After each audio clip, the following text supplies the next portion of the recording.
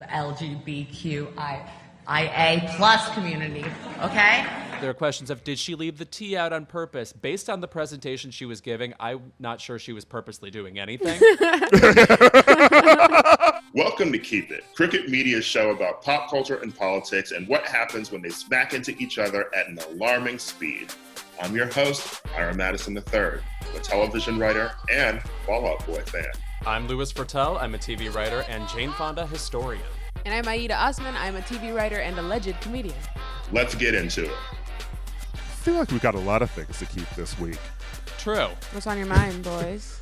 Why don't we get this out of the way? I feel like we all have a collective keep it to Miss Tiffany Trump.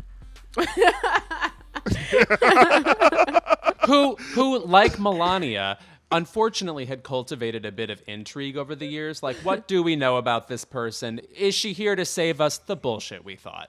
And now this video has surfaced. Didn't gain a lot of traction as far as the beginning of the week went. And it happened on Friday. She spoke at a quote-unquote Trump Pride event in Tampa, where she came out to I Got a Feeling by the Black Eyed Peas, which...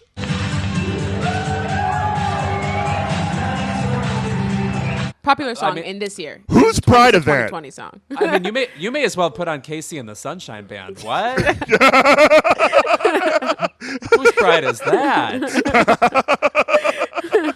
And she came out and did like an even dirtier version of the Ron Reagan Jr. thing, where she's like, I know my dad, and you know he understands the LGBTIAQ community. He supported gays, lesbians, the LGBTQIA plus community, okay?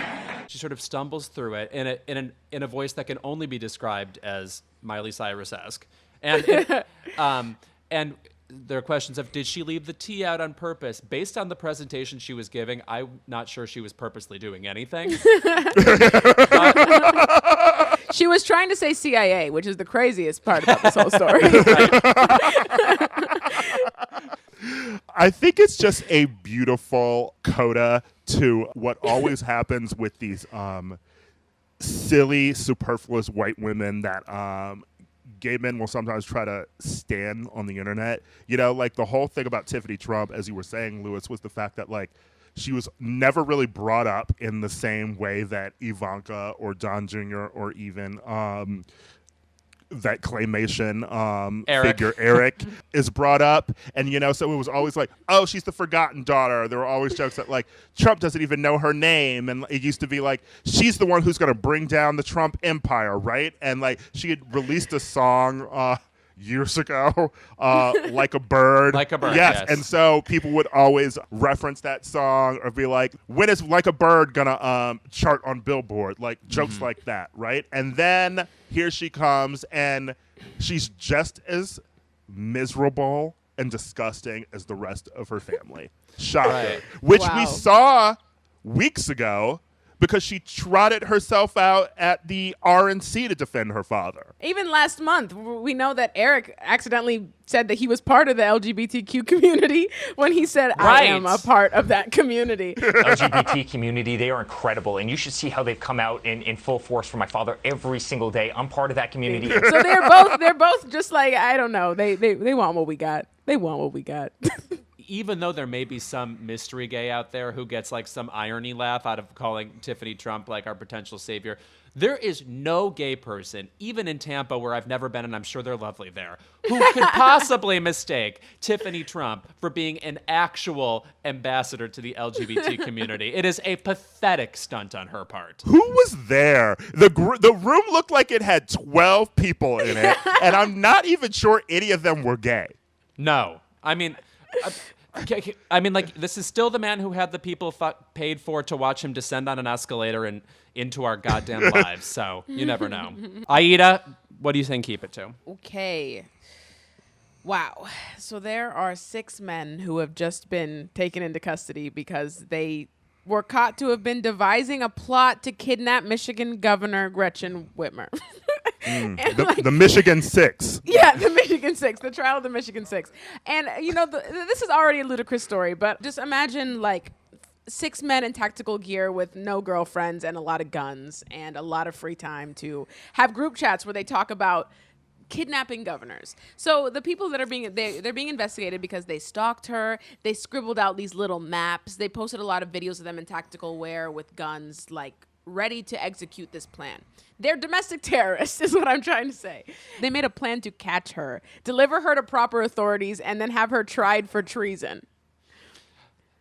This is what kind of 1950s ass crimes are you guys committing? Like a kidnapping plot, treason. You organized a plot. Like, are you a boxcar child? Like, what is this? If you don't just vandalize that woman's front door and go about your day, like, go find another way to terrorize her. And I don't want to be this reductive and this dangerous, but like, are Proud Boys just guys without hobbies? Because like, baby, I will show you the way. I can get you a Nintendo Switch. I can get you a puzzle. I can get you something to do. You can play and no Animal imagination. Crossing. No imagination. We At just talked all. to Gabrielle Union about Days of Our Lives. You know what? I would like to be Stefano DiMera kidnapping Hope Brady or Marlena Evans. Like, when I eventually kidnap Charlie Puth, it will be to hold him in a cage underneath a Parisian sewer until he falls in love with me. And Right. that will have a narrative. That will have a beginning, middle, end, a story, a conflict. Thank this you. Had nothing. This had absolutely nothing. Like, and I just play a game. Play Animal Crossing. Don't play human endangerment. That's just find something to do. Of course, Trump adds fuel to this bullshit fire by harassing her about what happened. Because Trump doesn't actually have thoughts about women. Trump sees a woman and his eyes roll back and he goes into a fugue state. And every thought input comes out as the vocal output. Lock her up. Like, that's it. He doesn't have real ideas about them. And so Gretchen went on, it was like Fox or CNN, of course. She just went on a news channel, and she had a little glass, like paperweight in the background that said 8645. Now, any logical person would have read that and been like, oh, she's talking about how we would much rather have Joe Biden, the logical, humane option, as our president instead of 45, Trump, because we refuse to call him by his name. But Trump's campaign goes on to say, wow, Governor Gretchen Whitmer is encouraging assassination attempts on Trump because 86 is clearly a word that implies getting rid of and therefore death. So just, I know we didn't need to hear it that everyone on his campaign, everyone on his team is a fucking idiot, but it's fun and it's amusing. But keep it to Trump, keep it to these 6 men who think that they're in the Italian job. I just go again, find a hobby. Also, by the way, well, first of all, the words Proud Boys, I mean, they're just proud of being themselves. So that literally means there's no activity involved. So we'll just say that, one. And then 2, 86 is literally diner slang. If she really wanted to get rid of Trump, it would have said 18745, okay? Exactly. My keep it this week is to several black men. All of them rich. A gaggle of them. A gaggle of Negroes. A gaggle of niggas. Not just Kanye, who we've been exhausted talking about, but 50 Cent, Ice Cube, Diddy, all of them who are now coming out either pro-Trump or in direct opposition to the Democratic Party because they are rich and basically don't want to pay taxes. Again, just bored men. Bored men. We had the Proud Boys, now we have the Bad Boys. Like, just bored fucking men. Let me get into the first one. 50 Cent was posting on Instagram after discovering Joe Biden's tax plan of, taxing the wealthy. And it's like, oh, I don't even care that Trump don't like black people. I want to vote for him. Fuck Joe Biden, basically, because he wants to keep his money. He sold quarter water to Coca-Cola.